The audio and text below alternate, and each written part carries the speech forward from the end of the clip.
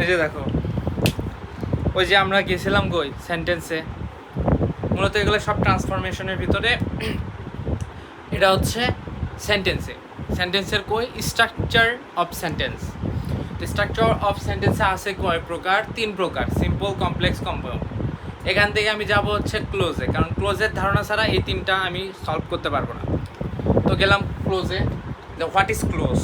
তোমার তো প্রশ্ন আসতে পারে, স্যার ক্লোজটা কি?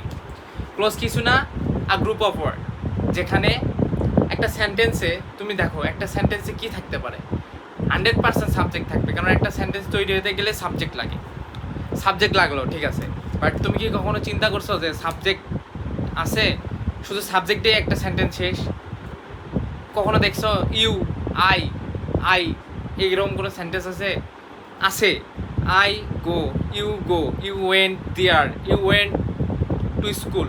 এখানে আছে হচ্ছে went, you go, I go, মানে কি গো একটা কি ভার্ব, এই ভার্বকে বলতেছি আমরা ফাইনাইট ভার্ব। তো একটা ক্লোজ হতে গেলে একটা সাবজেক্ট লাগবে, একটা ফাইনাইট ভার্ব লাগবে, এই দুইটা শর্ত। তো গেলাম, তো আমার এই ক্লোজ 2 প্রকার, এক ইন্ডিপেন্ডেন্ট ক্লোজ, একটা ডিপেন্ডেন্ট ক্লোজ। ইন্ডিপেন্ডেন্ট ক্লোজ কি অ্যাজ আ কোশ্চেন হিসাবে, মানে কি স্বাধীন ক্লোজ। এখন প্রশ্ন আসতে পারে যে স্যার স্বাধীন ক্লোজ কি? স্বাধীন ক্লোজ হচ্ছে ওই যে ক্লোজে একটা সেন্টেন্স কমপ্লিট করতে গেলে কারো সাহায্য লাগে না, একটা সাবজেক্ট একটা ফাইনাইট ভার্ব বসলেই শেষ। এটাই হচ্ছে আমার independent close. But dependent close কি? ডিপেন্ডেন্ট ক্লোজ হচ্ছে একটা সাবজেক্ট বসবে, একটা ফাইনাইট ভার্ব বসবে, বাট এই ফাইনাইট ভার্বটা কারোর উপর নির্ভর করে বসবে একটা সাবঅর্ডিনেট কনজাংশন অথবা কোঅর্ডিনেট কনজাংশন। আমি নেক্সটটা বলবো যে এটা কেন ব্যবহার করা হয়। তো ডিপেন্ডেন্ট ক্লোজ আবার 2 প্রকার, একটা সাবঅর্ডিনেট আর একটা হচ্ছে কোঅর্ডিনেট। এটা কোঅর্ডিনেট আর এটা হচ্ছে সাবঅর্ডিনেট। সাবঅর্ডিনেট হচ্ছে 3 প্রকার subordinate clause. Number 1 noun clause, adjective clause, adverbial close.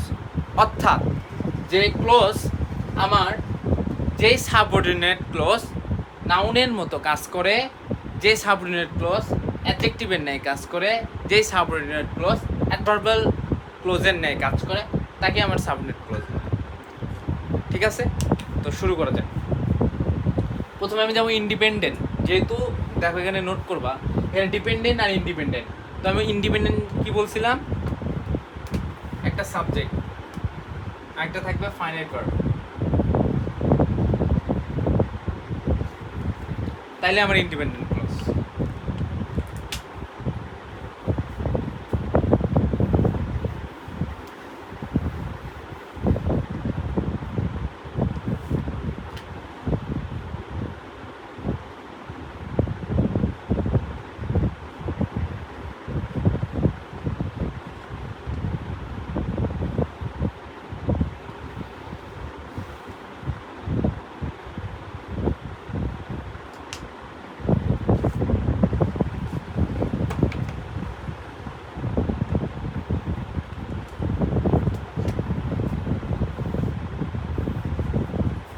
যে ক্লোজ অন্য কোনো ক্লোজ ব্র্যাকেটের ভিতরে ভার্ব, ফাইনাইট ভার্ব,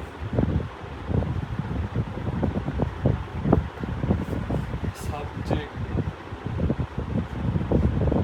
ছাড়াই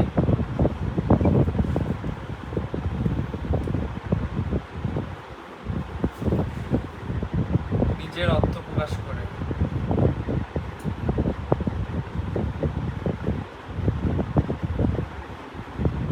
তাকে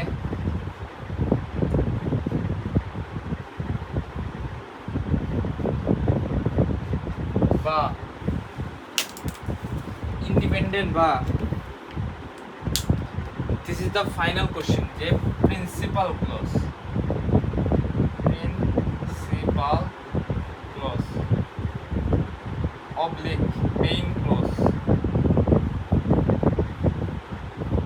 বলা হয়। এটা হচ্ছে ডেফিনেশন। এখন আমি যাব উদাহরণে, উদাহরণ ছাড়া বুঝতে পারবো না।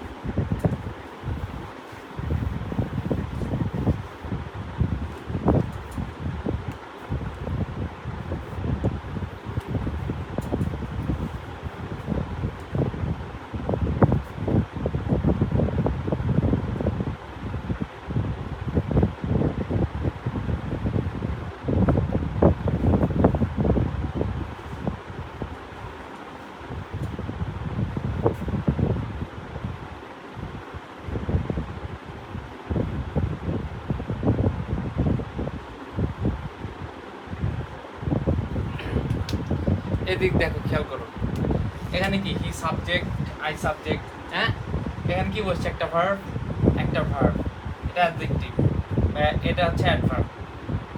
পরে বলবো কেন এটা অ্যাডভার্ব, শুধু এটা মনে রাখবে অ্যাডভার্ব। এখানে কি subject, verb, object, object, subject, verb, object, এটা। এখানে কি দেখো, হি লিভস ইন টাঙ্গাইল, সে টাঙ্গাইলে বাস করে। আই ব্যাডলি নিড সাম মানি, আমার খুবই টাকার প্রয়োজন। এখানে হি লিভস ইন টাঙ্গাইল, সে টাঙ্গাইলে বাস করে, এখানে কোনো অপূর্ণ আছে না, সে টাঙ্গাইলে বাস করে, ভালো, স্বাভাবিক। সো এটা আমি কি বলতে পারি, এটা আমি প্রিন্সিপাল ক্লজ বলতে পারি।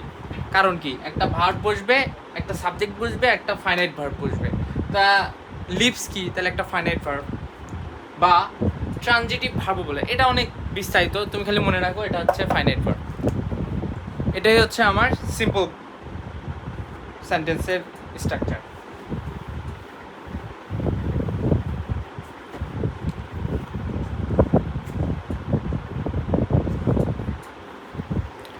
এখন আমি যাবো, দেখো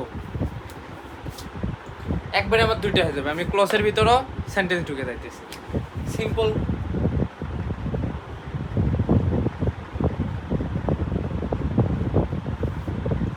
আমি বলছি কি স্ট্রাকচার ভাবে সিম্পল, কমপ্লেক্স, কম্পাউন্ড। এর ভিতরে আমি গেলাম কি ক্লজে, ক্লজের ভিতরে কি ইন্ডিপেন্ডেন্ট, ডিপেন্ডেন্ট। ইন্ডিপেন্ডেন্ট ক্লজ কি, একটা সাবজেক্ট থাকবে, একটা ফাইনাইট ভার্ব থাকবে। একে আমি কি বলতেছি, প্রিন্সিপাল ক্লজও বলতেছি বা মেইন ক্লজও বলতেছি। আরেকটা হচ্ছে ডিপেন্ডেন্ট ক্লজ। ডিপেন্ডেন্ট ক্লজ কি, সাবঅর্ডিনেট, কোঅর্ডিনেট। সাবঅর্ডিনেট আবার কি noun clause, adjective clause, adverbial clause. এখন আমি আসবো হচ্ছে ওই যে ইন্ডিপেন্ডেন্ট ক্লজ। ইন্ডিপেন্ডেন্ট ক্লজ কি, একটা সাবজেক্ট থাকবে, একটা ফাইনাইট ভার্ব থাকবে। তো সিম্পল সেন্টেন্সের সংজ্ঞা হইতেছে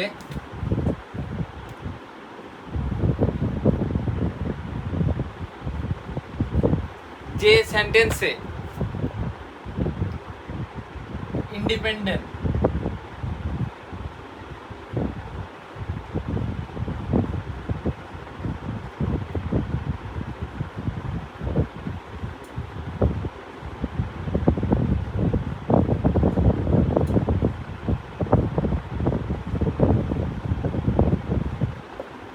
বুঝলাম, যে সেন্টেন্সে ইন্ডিপেন্ডেন্ট ক্লজ থাকে তাকে আমরা বলতেছি সিম্পল সেন্টেন্স। তাহলে ও স্যার ইন্ডিপেন্ডেন্ট ক্লজ তার মানে সাবজেক্ট থাকবে, একটা ফাইনাইট ভার্ব থাকবে, তাহলে আমার এটা কি সিম্পল সেন্টেন্স।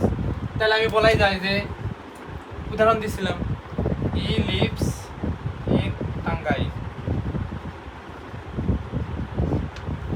এখানে কিছু আছে, দেখো একটা সাবজেক্ট আছে, একটা ফাইনাইট ভার্ব আছে, এর সঙ্গে কোনো কিছু আছে আর নাই। এটা কি অবজেক্ট, এটা সাবজেক্ট, এটা ফাইনাইট ভার্ব। তাহলে আমি বলতে পারি এটা একটা মেইন ক্লজ। মেইন ক্লজ কোথায় থাকবে, সিম্পল সেন্টেন্সে। এটা বলছি ইন্ডিপেন্ডেন্ট ক্লজ বা মেইন ক্লজ বা প্রিন্সিপাল ক্লজ, এটা কার ভিতর থাকে, সিম্পল সেন্টেন্সে। তাহলে সিম্পল সেন্টেন্সের সংজ্ঞা পেয়ে গেলাম। উদাহরণ দিব, ধরো এখানে কনফিউশন না, কনফিউশন হবে যেমন ট্রান্সফরমেশনে যাবে, যেমন সিম্পল থেকে কম্পাউন্ড, কম্পাউন্ড থেকে কমপ্লেক্সে।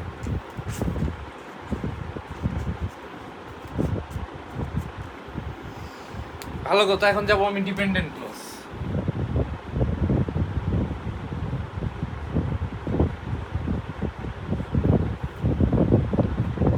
ইন্ডিপেন্ডেন্ট ক্লজ নেওয়ার কোনো ঝামেলা থাকার কথা না, কারণ সিম্পল সেন্টেন্সে আর ইন্ডিপেন্ডেন্ট ক্লজ প্রায় দুইটা সেমই। সিম্পল সেন্টেন্সে কি থাকে, ইন্ডিপেন্ডেন্ট ক্লজ বা মেইন ক্লজ অথবা প্রিন্সিপাল ক্লজ, এটা যে সেন্টেন্সে থাকে এটাই আমার হচ্ছে সিম্পল সেন্টেন্স। ওকে ফাইন, এখন আমি যাব ডিপেন্ডেন্ট ক্লজ। ডিপেন্ডেন্ট ক্লজের ভিতরে থাকছিল কি দুইটা, একটা ছিল কি কোঅর্ডিনেট, আরেকটা ছিল কি সাবঅর্ডিনেট।